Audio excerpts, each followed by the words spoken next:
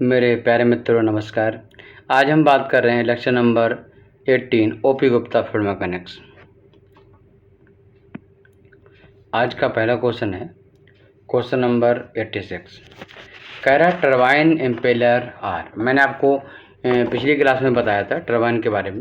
मैंने कहा टरबाइन जो एक रेडियल फ्लो इम्पेलर है, सबसे पहले मैंने आपको बताया। दूसरा मैंने बताया कि भाई जो टरबाइन होता है वो एक मॉडरेट विस्कोसिटी के लिए यूज किया जाता है, जो 50 से 250 आरपीएम पे घूमता है, जिसका डायमीटर टैंक के डायमीटर से 25 से 30% होता है। ये जानकारी आपके पास है। पहला ऑप्शन पढ़ते हैं, प्रोड्यूस ओनली रेडियल करंट। कह रहा है कि ओनली रेडियल करंट क्रिएट करता है। ठीक। दूसरा देखो, कंप्लीटली रेडियली करना तो थोड़ा सा मुश्किल है, कुछ न कुछ जो होंगे वो साथ में एक्सेल भी हो जाएंगी। We produce only tangential current. Complete tangential तो हमारा एम्पेयर प्रोपेलर भी नहीं कर पाएगा। ठीक, तो बी भी गलत हो गया। C is effective over wide range of viscosity. मैंने आपको बोला कि जो बीच की विस्कोसिटी है बहुत हाई होगी पेडल यूज करेंगे, लो होगी प्रोपेलर यूज करेंगे। मतलब बीच का जो गैप है बहुत बड़ा गैप है ना। जिस तरीके से असफलता और सफलता के बीच का जो गैप होता है बहुत बड़ा होता है, इस सभी गैप में काम आता है टरबाइन। टरबाइन हमारी डिमोटिवेशन को मोटिवेशन को कंप्लीटली मिक्सअप करता रहता है और उन्हें डाइल्यूट करता रहता है। तो turbine C is the right answer. Does not produce tangential current. जब टेंजेंशियल करंट तो क्रिएट नहीं करता है, जो बात सही है, बट कुछ परसेंटेज फ्रैक्शंस में इसमें टेंजेंशियल करंट भी होती हैं। ठीक, इसलिए हम सी आंसर लगा रहे हैं। 87 baffle in a mixing tank are provided. आपको मालूम है राउंड नंबर अगर 300 से कम है तो वहाँ पर किसी भी प्रकार का वोर्टेक्स फॉर्मेशन नहीं होता है और मुझे वेफल की ज़रूरत नहीं होती है। बट 300 ज़्यादा जैसे राउंड नंबर होता है।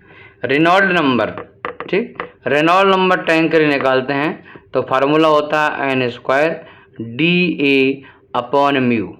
DA this is the diameter of agitator, जिसे हम DI भी कहते हैं। ठीक, जो मैंने आपको पिछले लेक्चर में DI बोल रहा था। क्लियर।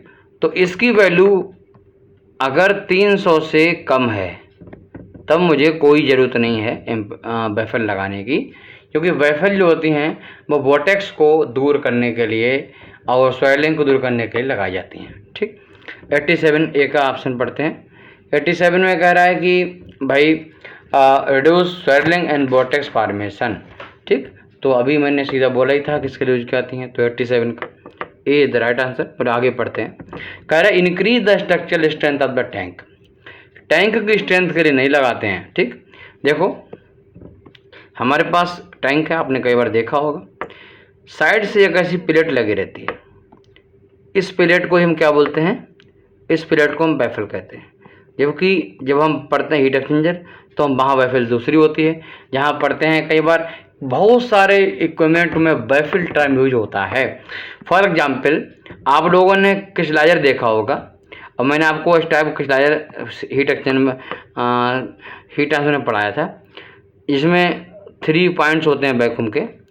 यहाँ पर जो वैक्यूम का पॉइंट होता है, मान लेता हूँ कि इतना जोन वैक्यूम का है, तो यहाँ पर एक प्लेट जो होती है वो अटकी लगी रहती है। ये साइड थोड़ी सी बेल्ट होती है। ये क्या करती है, गैस को जाने देती है, लिक्विड को वापस फेंकती है। तो इंडस्ट्री में इसको भी वेफल कहते हैं। वेफल एक बहुत ही ब्रॉड टर्म है जिसका अलग अलग चीज़ों में अलग अलग मतलब से लोग बोलते हैं, यूज करते हैं। ठीक, 87 का आपने देखा बी भी आंसर नहीं है। Aid in rotation flow.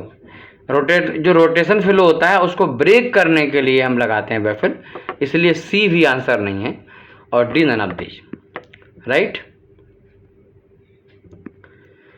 तो 87 का ए आंसर है। क्वेश्चन नंबर 88 देखते हैं। अच्छा, एक चीज़ और भी है, मैं आपको बताऊं कि अगर हम चाहते हैं कि वोर्टेक्स फॉर्मेशन ना हो, ठीक, स्वेलिंग ना हो, तो उसके लिए हम एक काम और भी कर सकते हैं। अच्छा, पहले जान लीजिए एक बार कि भाई आखिर ये वोर्टेक्स होती क्या है। वोर्टेक्स और स्वेरलिंग क्या होती है, सबसे पहले वोर्टेक्स जानते हैं। आप लोगों ने देखा होगा टैंक है, या फिर आप घर में बाल्टी ले लीजिए और कोई लिक्विड उसमें मिक्स करना शुरू करिए।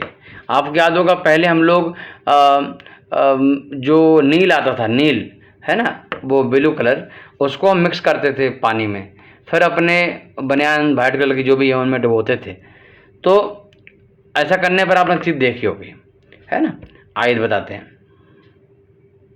आपने देखा होगा कि अगर हम कोई लिक्विड ले लें, यहाँ पर इस तरीके से है, और उसको हाथ से घुमाना शुरू करें, तो एक ऐसा यहाँ पर लेवल हमें देखने को मिल जाता है।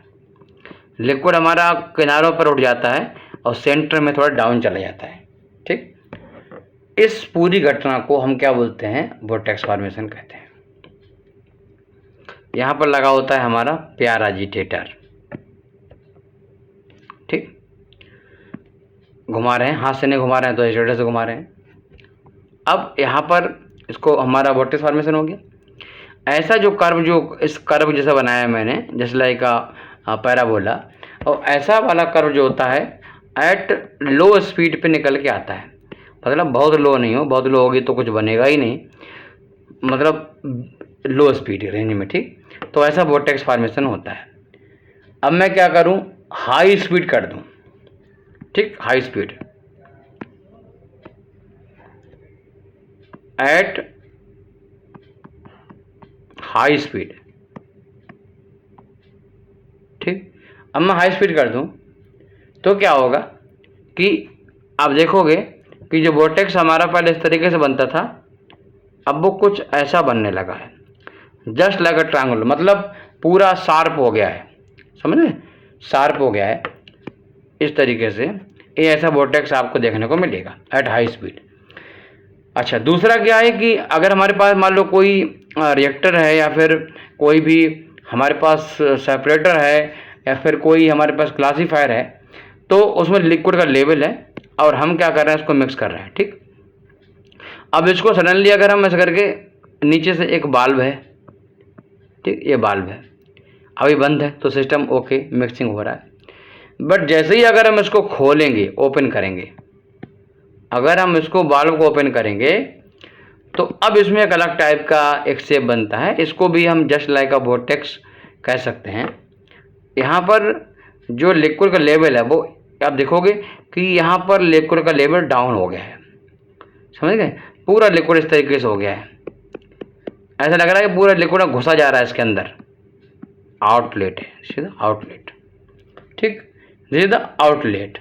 तो यहाँ पर आउटलेट पर हमारा एक वोर्टेक्स देखने को मिलता है। इसे हम आउटलेट वोर्टेक्स भी कह सकते हैं।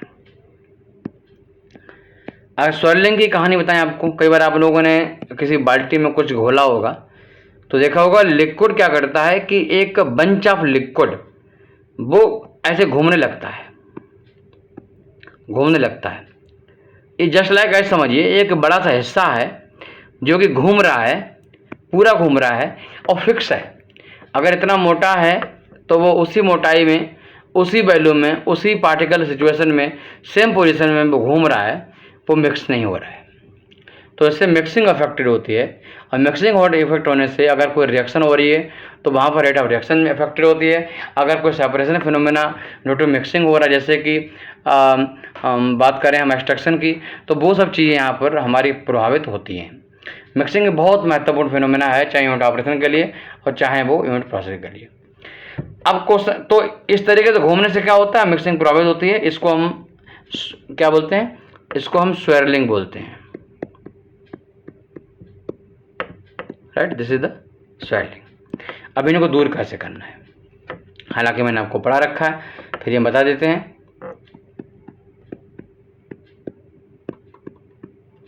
टू रिमूव दिस, पहला तरीका, हम बैफल यूज करें। ठीक, बैफल यूज करें। बैफल में क्या करते हैं कि एक टैंक होता है, इसमें एक हम पट्टी लेते हैं, उसी में सेम एमओसी से बनी हुई, वो हम यहाँ पर लगा देते हैं। कई बार थोड़ा ऊपर रखते हैं, कई बार नीचे तक भी ले आते हैं, और ऐसा करने से बीच में लगा होता है एजिटेटर। तो जब ये स्वेलिंग क्रिएट करने वाले होता है, वोर्टेक्स बनने वाला होता है, तो जो बीच में आके उसको तोड़ देते हैं। जैसे लाइक कोई बच्चा घूम रहा हो, गोल गोल घूम रहा हो, और बीच में आके हाथ लगा दें, ये बिल्कुल वैसे ही है। हम कोई कुछ भी मूवमेंट गोल गोल कर रहा हूँ, बीच में आ जाएं, तो ये बीच में आ जाती हैं वेफिल और उसके फ्लो को तोड़ देती हैं। ठीक, इनको हम दीवार से हटा के लगाते हैं उस कंडीशन में जब हमारा लिक्विड है उसमें सॉइल परसेंटेज जो होता है वो अप्रोक्स 0 होता है, जैसे लाइक क्लियर लिक्विड होता है। बट अगर सॉइल कंटेंट है तो वो क्या करता है, जहाँ पर लगाते हैं वेफिल उसके किनारों को चिपक जाता है, जिससे आगे कोरिजन के चांस बढ़ जाते हैं, गंदा हो जाता है, डेड वॉल्यूम क्रिएट हो जाते हैं। तो ऐसी कंडीशन में हम क्या करते हैं, उसको हम लगाने के लिए ऐसे लगाते हैं, बट थोड़े डिस्टेंस रखते हैं वॉल से। ठीक, ऐसे रखते हैं, डिस्टेंस रखते हैं, जिससे फिर माल चिपकता नहीं है बीच में। माल का मतलब हमारा सॉइल कंटेंट।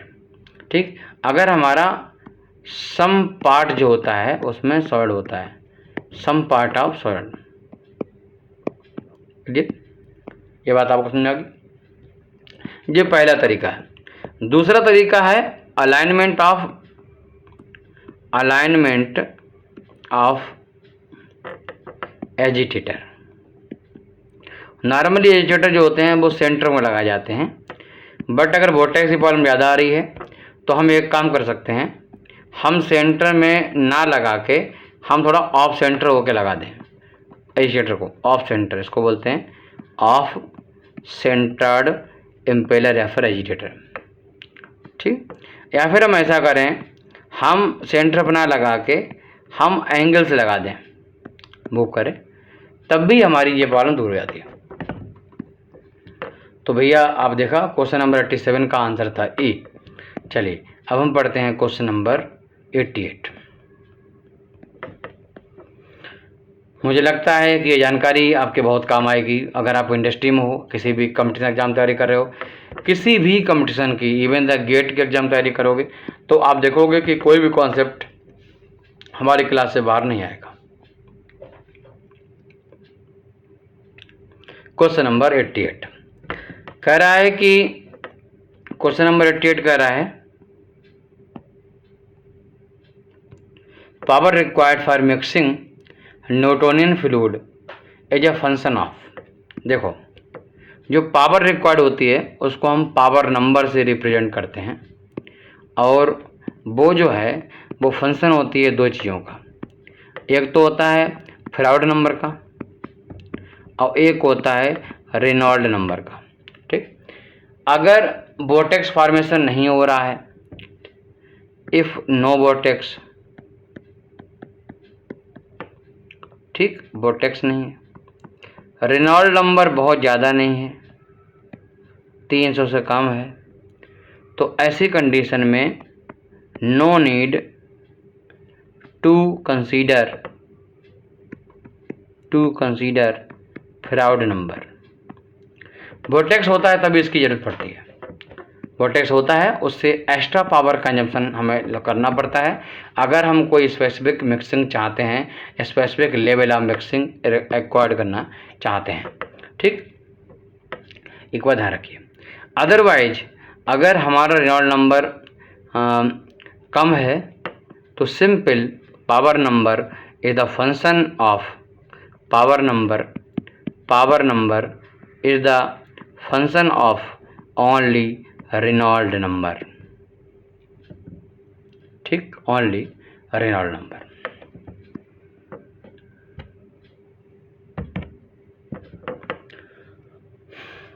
अच्छा, अब मैं अगर 3 नंबर के बारे में बात करूं, सबसे पहले पावर नंबर के बारे में, जो डायरेक्टली पावर के बारे में बताता है। फार्मूला होता है P पावर डेंसिटी, N जैसे आरपीएम ऑफ इम्पेलर की power 3, DA diameter of agitator की पावर 5। ठीक, और ये जो फार्मूला होता है रजिस्टिंग फोर्स बट्टे इनर्शिया फोर्स, रजिस्टिंग फोर्स बटे इनर्शिया फोर्स बटे इनर्शिया फोर्स। ठीक, यहाँ पे फॉर्मूले देखो तो NP power number is a function of power, density, N और डाई ऑफ RPM। ठीक, ध्यान रखिए ये वैल्यू पावर नंबर की इम्पेलर के केस में है, मिक्सिंग के केस में है। Power number again a broad term है, जैसे रेनॉल्ड नंबर हर जगह लगता है वैसे ही लगता है। ठीक, तो ये बात ध्यान रखिए। It is the formula which is used only in mixing when a tank assumed with stirrer. ठीक, फ्राउड नंबर के बारे में बात करें, वैसे मैं एक बार बता चुका हूँ आपको। फ्राउड नंबर के बारे में बात करें अगर हम, तो Froude number is the inertia force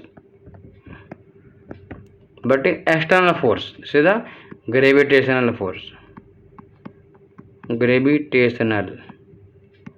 force. ठीक, इसको हम N² और dA/G कहते हैं। ठीक भाई, मिक्सिंग केस में जो यूज होता है रेनॉल्ड नंबर, क्या जी, रेनॉल्ड नंबर। अगेन वो रेनॉल्ड नंबर भी एक तरीके से वही है इनर्शिया फोर्स बटे विस्कस फोर्स, और उसका फॉर्मूला भी ρVd/μ है, बट जो V है वो N×D है, और D तो है ही डायमीटर, और म्यू इसको सॉल्व करें तो ρN और ρNDA²/μ।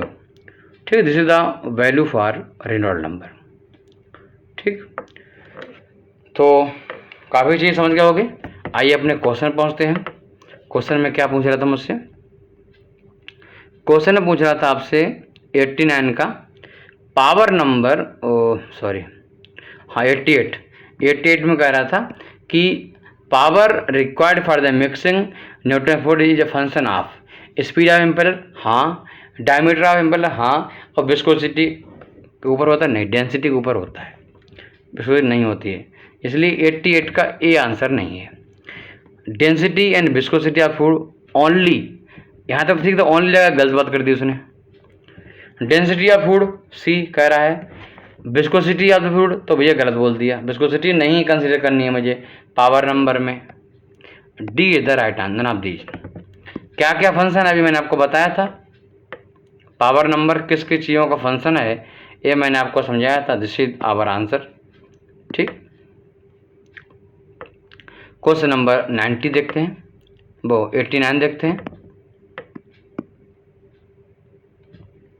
89 में क्या कह रहा है कि power number is the ratio of, ठीक, पावर नंबर जो पावर नंबर है मैंने आपको बताया, this is the resistive force बटे इनर्शिया फोर्स। रेजिस्टिव फोर्स को हम ड्रैग फोर्स भी कहते हैं, this is the inertia force. पहला option drag stress to inertia से जवाब सही हो सकती है। ठीक, इनर्शिया फोर्स टू ड्रैग कीजिए गलत। सी इनर्शिया स्ट्रेस तो ग्रेविटेशन नहीं आएगा, वो फ्रॉड नंबर में आता है। D gravitation to stress drag stress गलत। A is the right answer. ठीक, ड्रैग स्ट्रेस यानी drag force to inertia stress, खाली इसमें दोनों में सब में मुझे ए से एरिया से भाग देना पड़ेगा, it will convert into the stress. Drag force upon area drag stress, inertia force upon area equals to inertia stress. ठीक, तो क्वेश्चन नंबर 90 देखेंगे।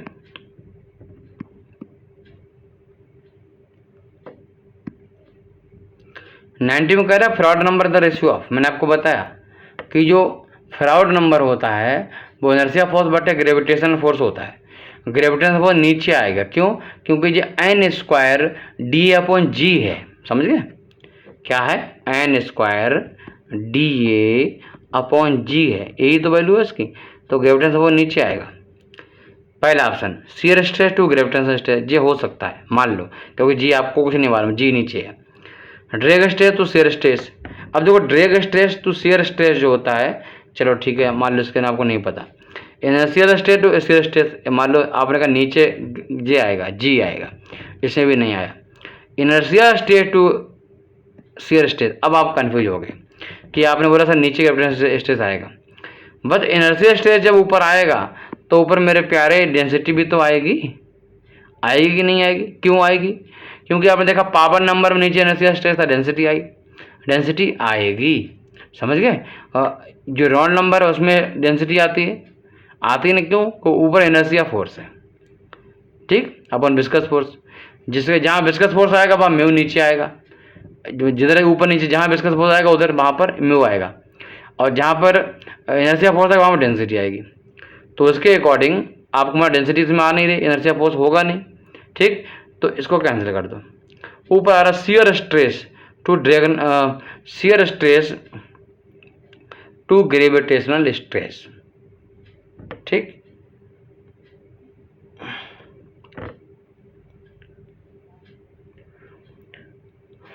नहीं मगर इसमें कन्फ्यूजन है, एक बात है कि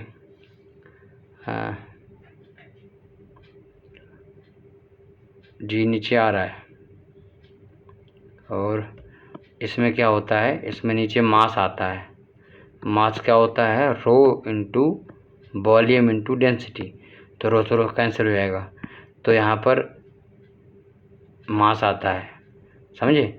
इसमें रो ऊपर आ जाएगा, अगर ऊपर इनर्शिया फोर्स लगा दें और नीचे में से आएगा तो रो से रो कैंसिल हो जाएगा, आएगा तो फिर कैंसिल हो जाएगा, मतलब ओवरऑल देखा जाए तो इनर्शियल स्ट्रेस अपन ग्रेविटेशनल स्ट्रेस बन रहा है, तो इसलिए 90 का आंसर बनेगा डी, ठीक। ए इसलिए नहीं बनेगा क्योंकि शियर स्ट्रेस जो है यहाँ पर नहीं टर्म आ रहा है, क्लियर, शियर स्ट्रेस का टर्म यहाँ पर नहीं आ रहा है, सिंपल यहाँ पर टर्म बन रहा है वो डी का ऑप्शन बन रहा है, तो 90 का डी ऑप्शन है, ठीक, और रो से रो कैंसिल हो जाता है, तो भाई 90 का डी आंसर हो गया। तो ये सारे फार्मूले हैं जिन पे मैंने आपको चीज़ें समझाई, और ऐसे ही चीज़ें रन करती हैं, इतने टाइप्स क्वेश्चन पूछ सकता है, इससे बाहर कोई क्वेश्चन नहीं आएगा। फिर मिलते हैं, नमस्कार।